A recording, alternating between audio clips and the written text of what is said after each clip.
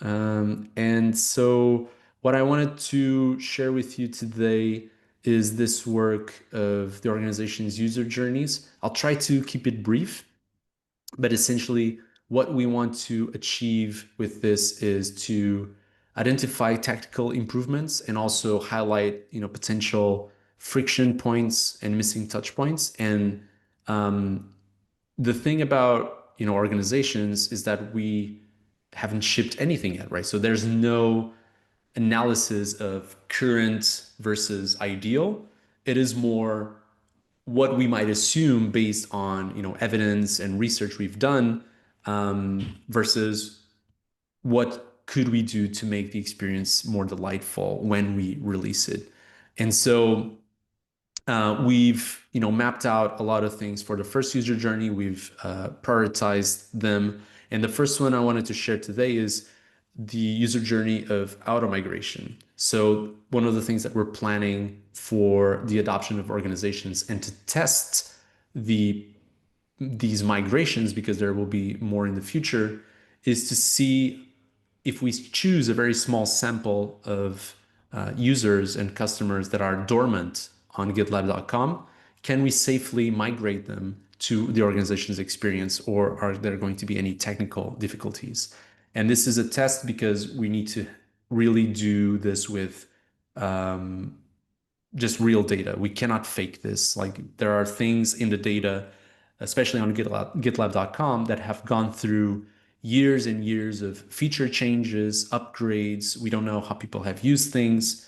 And we will only learn about these things when we do the migration. So we cannot just create a blank instance and try the migration, right? That is going to surface up some things, but it will likely also hide a few things that we only know with real data.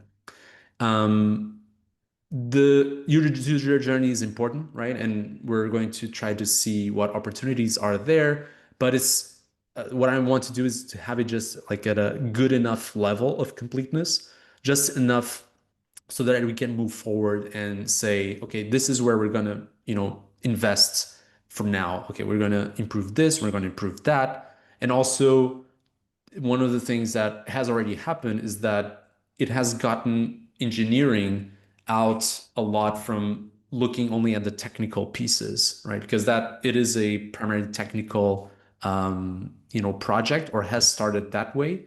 And so we've been focused very much on the technical parts and, this feature and that part and so forth. But when we look at everything together, we realize, oh, the users are going to go through all of these things just to experience what we're hoping to do. So that has been really good. And that's why I wrote down, in the who is this for, the team stakeholders and also other stakeholders. So I've been able to include technical writing, marketing, support, and DevRel to provide feedback, because yeah, there are so many moving pieces in this very interesting user journey. And one thing I can then now just also share my screen with the FigJam. So this is following the template that we have that we've recently set for the journey maps. And this is at a mid-level altitude or elevation, which means it's not going through the specific user interactions at a detail level, at a screen level. It is capturing this in a more general view and might cover days to weeks of interaction. And one interesting thing here is that, or maybe I can start also by describing here, is that as I was explaining, the job to be done here is they want to migrate resources within an instance, and the job performer here is the resource migration helper. And what they need to do in this particular scenario is to understand what happens during this migration, and they need to help the team decide when we face this auto migration of top level groups to organizations, so that I can help pick what works best for us. And the customer segment, as I explained, right now, the plan, but it's still like not very well defined, which doesn't help us a lot here in this user journey mapping. But we believe that the first cohort will be primarily dormant users with top level groups that are on the free tier. It would be helpful to know more than this and to have a more crisp definition. And this is something that I'm working with the new PM, Jennifer, to try to have a more crisp definition. But this is what we know so far. And so this will primarily target, individuals or small teams on GitLab.com. And the user role will likely be group owners or maintainers, right? And also the fact that these are likely people that have minimal platform experience because they're just been dormant, right? So we have to factor all of these things in. And that's the fact that we also don't have a very crisp definition means that I'm also broadening this a little bit more than maybe what it should be. Because when we define the cohort more clearly, we might even say, for example, this first step of discovering by accident, while they're doing regular work and they see an in-app migration, this might not happen, right? So the first cohort, if it's dormant users, they might not even be in the app in the first place. So it might not be even something that we will need to invest in. Um, and so at this point, I've gathered feedback from the team on the steps and the stages and a lot of other things. And now we're focused on the opportunities here. So it's basically, the user needs that are expressed as a weakness or a potential change to the product or service. What are the things that we need to invest in or could invest in to make this step a little bit more delightful, essentially? And let me see what I added here. So I think, uh, okay, so feedback that I'm looking for, what's the most important thing, or maybe I can add this here after, some clarifications in case people want to add here. But yeah, this is the feedback I'm looking for. And maybe we can start, with any clarifications before we jump into getting the feedback that I need. So, Chris. Yeah. So I think my first question is just essentially, if these are dormant users, is there a possibility that they come in here after the migration has happened? Like they miss the emails or don't read them because it's an old account and they come in and it says like, boom, everything's changed. I guess at that point, is there anything really to worry about? I don't believe the decisions have been made, and at that point, it's like they can't go back. Yes. We talked about, the possibility of investing in a undo or revert or providing them some guidance on, okay, if you don't like this, how could you go back? But the level of sophistication and support that we're going to provide is going to depend a lot on the cohort definition, right? Because if we're talking about, active users, that may be exactly what you were describing. So active users, it's a customer that is even a paying customer, and they're using GitLab every single day. And the person that is responsible for this, imagine that they miss the notification. And from one day to the next, the top level group is now an organization. How how can they go back if that's not what they wanted, right? But that's a I guess I'm not really thinking about going back. I'm kind of Mhm. assuming that that's just not a realistic feature. I'm more thinking like, what if the communication starts from from the moment, like, what if their first point of communication is when the migration has already happened? That's more the scenario that I'm thinking of. um,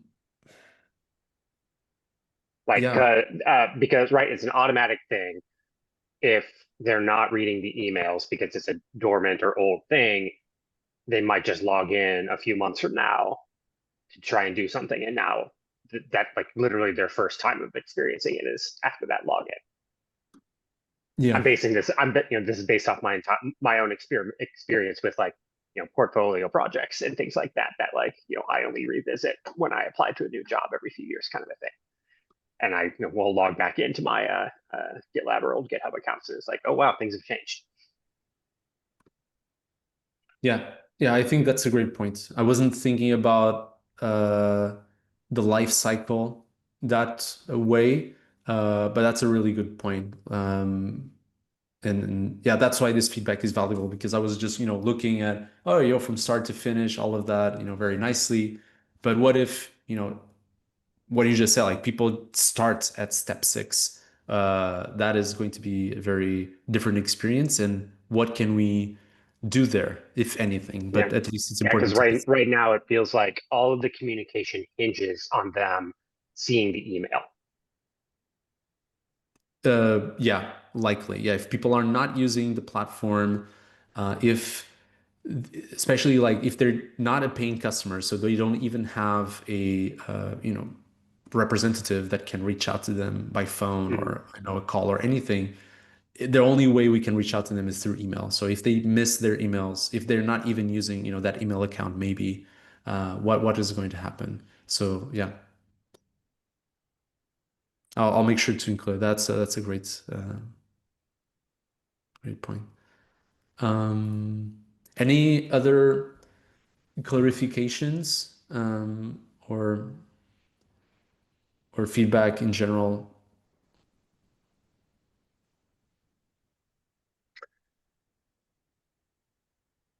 Uh, I guess I'm wondering sort of, this may not be the sort of purpose here, but I'm sort of like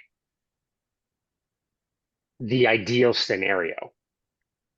Um, Hmm. like in my mind, it feels like the ideal scenario is none of my stuff breaks. It all still keeps working afterwards, almost like I get it like this is more on the opportunity standpoint, right? You've got some points here about providing documentation and like a demo environment, stuff like that, and it feels like all that's kind of bubbling up to this idea that we're telling people it's going to be okay, it's not going to be a breaking change, or your stuff will be okay. And it feels like there's an ideal emotional state where everything worked out fine, you know. Yep, exactly. And if you look at the top, I can also share my screen now so Jesse can follow along. So if you look at this part, a lot of it is, low confidence and assumptive in Mm-hmm. the sense that, we're not diagnosing a existing experience, but we do have a lot of valuable insights for each of the steps that can help us predict what we might need to do or how might customers react to a certain thing. So for example, where is this? Like the step to test the organization feature. So one of Mm-hmm. the things that we got not only through research, that we did, but also through support is that customers usually try out a small group or project to check things before they commit. Like this is very usual. And we got this like from, I would say, reliable sources. So this is something that we need to consider how much we're willing to make this a good experience or not. But these emotions that I charted here, again, like completely assumptive, but they're, I think, a way to also call out how badly things could go if we don't put in the effort on all of these different steps. Because in any case, even if we do it, very nicely, there's still going to be some it's still going to be an anxious experience. Like, I Absolutely. don't think we can never remove that from a process that may seem irreversible, whatever that process may be. We just need to make it not so anxious, not suck so much. And at that point, the ideal state is, looking at the opportunities first.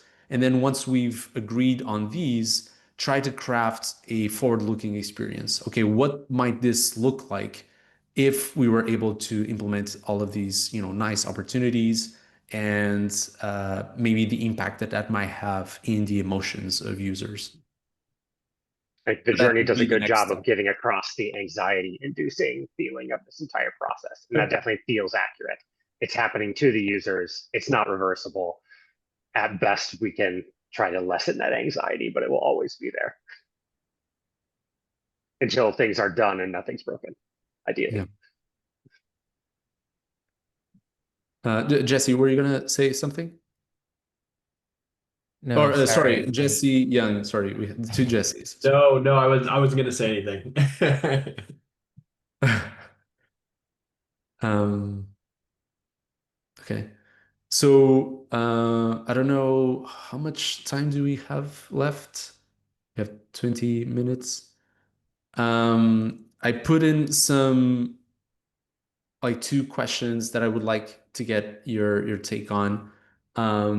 One I think is more general, is what do you feel is the most important thing to get right in this first version or in this like take of this user journey?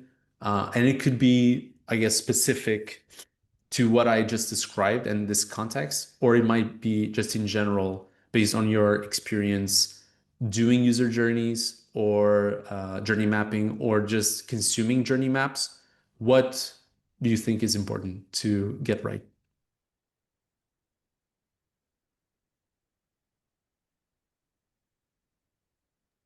Sorry, when you're saying the most important thing to get right in the experience or in the journey map.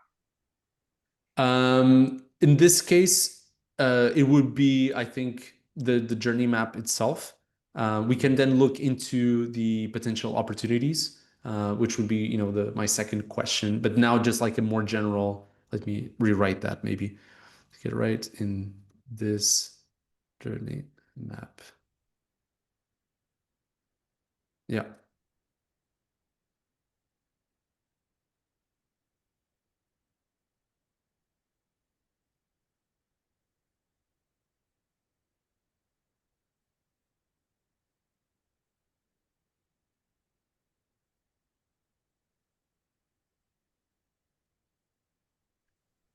So playing off I think both of my comments so far,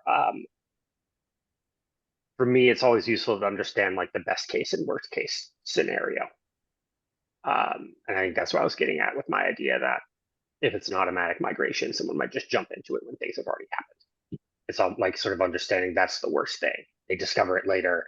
They didn't want it to happen, but it's already done and they can't do anything about it. And something breaks, right? That's sort of like worst case. And then best case is the other one of, hey, this is great and fine. I've got no problems with it. I honestly don't know how if that's actually appropriate for a journey map, but I guess when I think about this type of change, sort of understanding best and worst and knowing kind of where we're going to fall along the middle has always been useful for me personally. Yeah, I would agree with that. I think I would index on like the worst case as well. Like I think given the variety of changes is I think focusing in on yeah, trying to address the various pain points that could arise in a change like this. Yeah, I think that's definitely would be my at least my largest focus in a document an artifact like this. Yeah, that makes sense. Yeah, that's, as you said, like Chris, that's not something, we usually like use these user journey maps for, but I think uh, in this case it makes sense. And I think once we get to that, like to a point where I can dedicate a little bit of time on the narrative vision, which I feel I can only like do that properly once, I have at least a little bit of feedback from the team that directionally the opportunities sound good, and all of that is well connected. I think then the narrative vision can provide that relief and what the best case could Mm-hmm. be. Yeah, because I guess if this is feeding into our vision of the future, then yeah, focusing on the worst case doesn't make the most sense, like you're saying. It's almost like then it's more the ideal journey and feeding that into the vision. Yeah, yeah.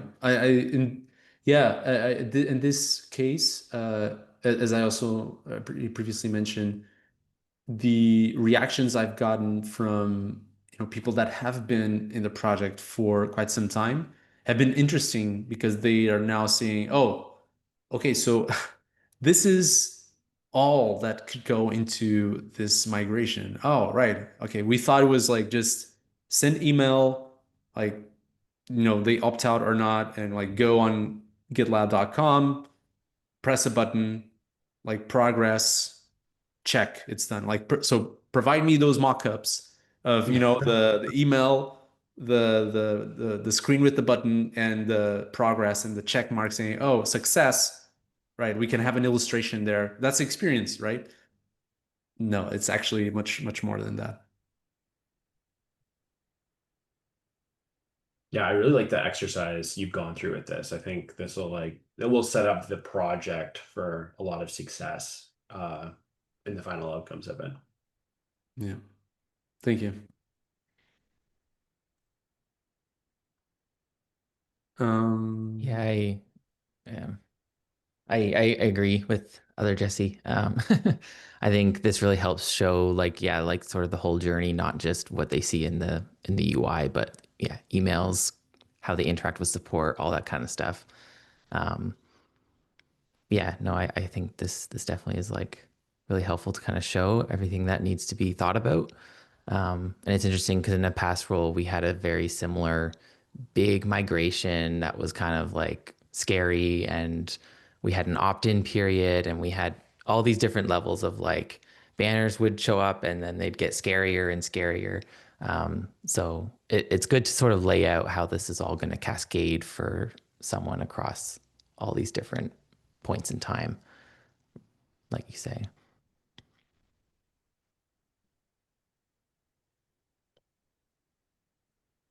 And yeah. I think what's sort of documented in like the opportunities um, in there is helpful in terms of like try to focus on the benefit and the positive, Mhm. and try to communicate that versus like this is a thing that is happening to you and it's gonna, you don't want to kind of communicate that if you can avoid it.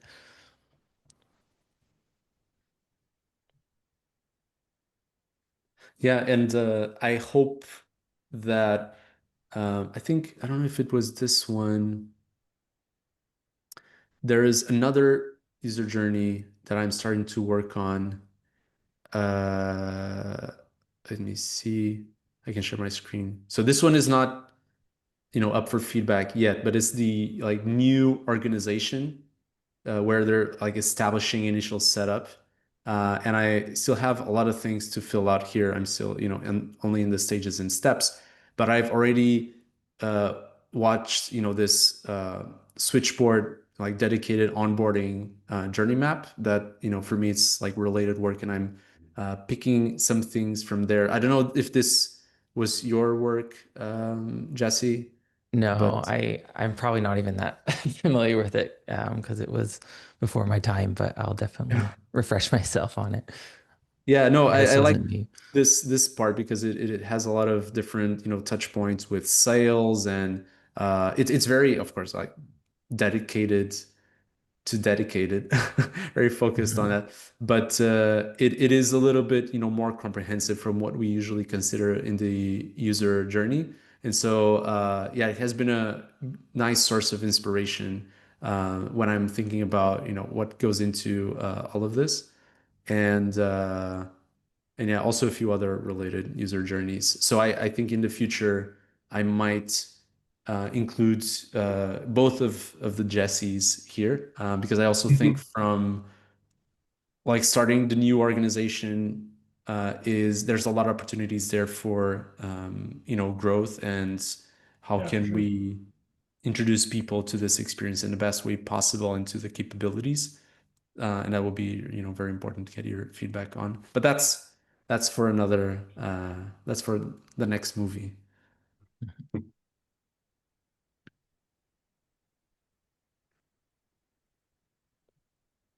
Um, so in I think this moved. Let me just this was out of place. In the time that we have left, um, I wanted to give you.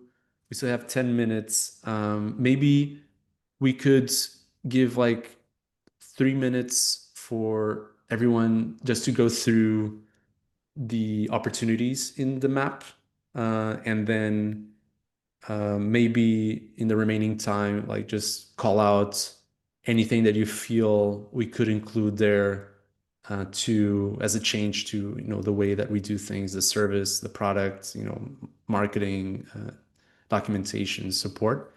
How does that sound? Would that be a good use of everyone's time?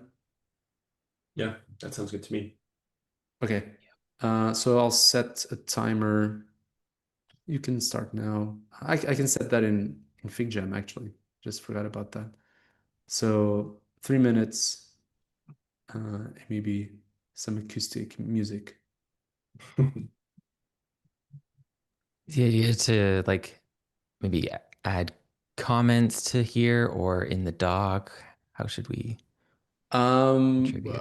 Whatever is easiest for you. So if you, yeah, you can add them directly to Figma. Maybe it's Okay. thank.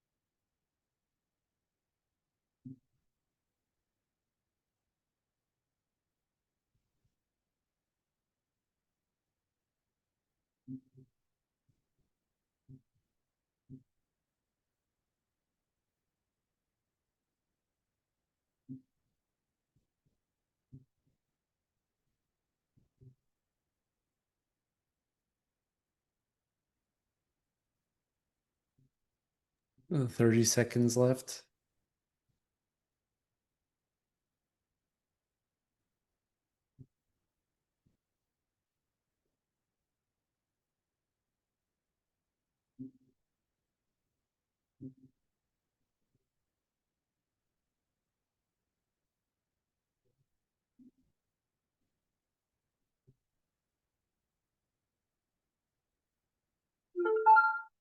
All right, time's up. So yeah, we don't have much time. So maybe we could start with whoever has a strong opinion or like something that they feel is like blocking and oh, this is really important. I think we should really include this so that we can gauge like what is important and not so important. One thing that really stood out to me was the testing environment, like enabling them to be able to test it. I really like that. Um, I do feel like it would be important to tie into that though, like being able to, I'm not sure.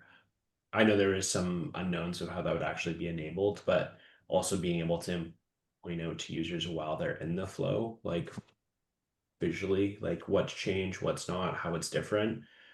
Just because we find even with the trial experience, sometimes users have a hard time discerning like what's new value, what's not, and so on. So I love the idea though. I think it's great to be able to enable them to test before committing. Right, right. Yeah, so even like so testing like as you said, like could take many forms. It could be something as simple as a like before versus after. Yeah. Like, okay, what is the comparison here? How is it going to look for you after? Or real tests, like in a sandbox environment where you can actually like play with the organization's feature. And then, oh, this looks good. I'm gonna accept. Yeah, I can see both paths offering Yeah. value.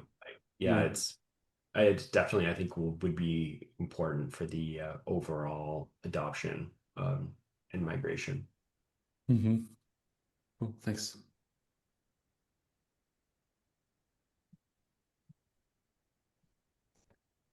Anyone else wants to voice one of their comments? I think my main thing would be there's in the after migration stage, we talk about reconfiguring the org and fixing things. If it's possible, I would try to communicate those things beforehand. Like here's how to Yeah. prepare your group to become an org. Set your permissions up this way. Be aware that Mm, these integrations might break, right? Because with some of the if some of these things break, it could be it could just like sort of halt all work until they're fixed. right, right, Might not be so relevant for this first cohort, but in the following cohorts, it might be more relevant then. right, right. Yeah, I think you're right. This, yeah, it would be part of like migration guide. So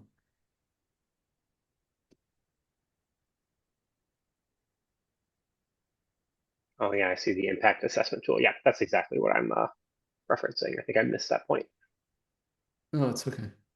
People prepare their groups for migration. Yeah. Okay. Well, that good feedback. Thanks. And my comment was just around the sort of learning stage. I think I put under, yeah, like researching what this is. I just think yeah, like this point that's already here, I think like makes a lot of sense. I think I just emphasize if there's any sort of visual kind of ways to just teach people about the concepts and how they differ and like what is the before and the after can just help explain things.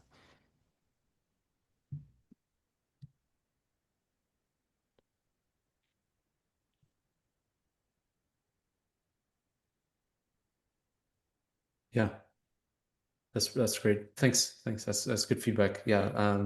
I think what I've realized in, this just I'm still like starting to dip my toes in all of this work is that um all of these things that people talk about, these concepts, it's really hard to grasp if they're not visual. Mhm. And even if you're not a visual person, I thought it was just, me, but actually everyone benefits from a more visual support when it comes to this kind of work. And I can, like you were just suggesting now, even for our users, when they're doing the migration, we're going to abstract a lot of things and it's, hopefully going to be a much simpler communication for them because they don't have to know, half of the story. But even then, like a visual thing can help them more clearly, grasp what is going to happen and what is the impact and benefits as well. Yeah, yeah, for sure. Question for you, Pedro. Is there any path for users to opt in after they've opted out, I guess? Or is it you decided not to migrate, that you're not going to be migrated, or is there going to be kind of a journey for that as well after the fact? That's a good question, a good suggestion. We hadn't considered that, but I think uh,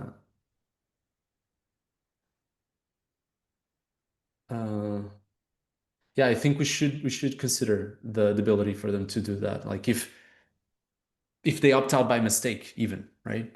Yeah. But they were like if they were initially selected as eligible for the migration, it would be a shame to say, oh no, you said no. Now you have to wait until we release this. So yeah, they could, you know, as you said, like they could opt out by mistake, or imagine even a group that has multiple people and one of them is not like technical, like savvy, Yeah. and they're like, oh, this looks scary, I'm gonna opt out. And then they say, hey, you know, I opted out of that thing. You're like, no, you should have opted in. So yeah, I think that that's a good suggestion.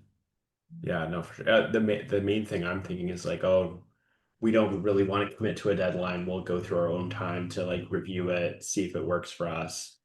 And then if they decide yes, then it's like, oh, okay, what do I do to accomplish that? So yeah, just something that came to mind. Yeah. All right. We're at time. Any last thoughts? No, I think it's some awesome work you've put together here. Thanks. I hope this was a good design critique as well. This is my second for this team, so I don't know how these usually are. Well, I think we're all still figuring it out, but I think it's very useful to see like the earlier work before we are getting into the into UI design work. Yeah, into the design. Yeah. Yeah.